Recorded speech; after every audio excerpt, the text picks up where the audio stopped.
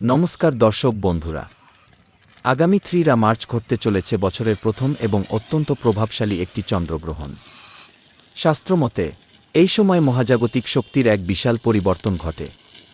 তান্ত্রিক মতে চন্দ্রগ্রহণের এই সময়টি যেমন সাধনার জন্য শুভ, তেমনি সাধারণ মানুষের অসতর্কতার কারণে এটি বিপদের কারণও হতে পারে।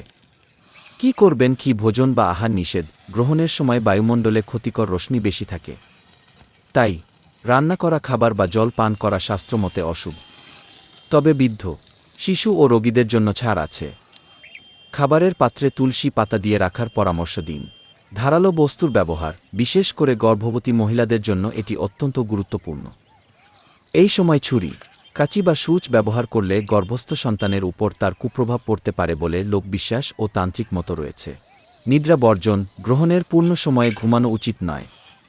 এই সময় জেগে থেকে ইষ্টদেবতার নাম জপ করা বা ধ্যান করা মানসিক শক্তির জন্য ভালো।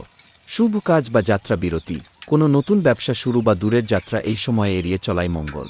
শারীরিক সম্পর্ক, অপবিত্র কোনো কাজ করলে ভবিষ্যতে সমস্যা দেখা দিতে পারে। আরও অন্যান্য যে কোনো জটিল সমস্যা সমাধান করে থাকি। এই সমস্ত ক্রিয়া আমি শ্যামা তান্ত্রিক ৭২ ঘণ্টার মধ্যে সমস্যার সমাধান দিয়ে থাকি। যদি আপনার এই সমস্যাগুলির মধ্যে থেকে থাকেন, অবশ্যই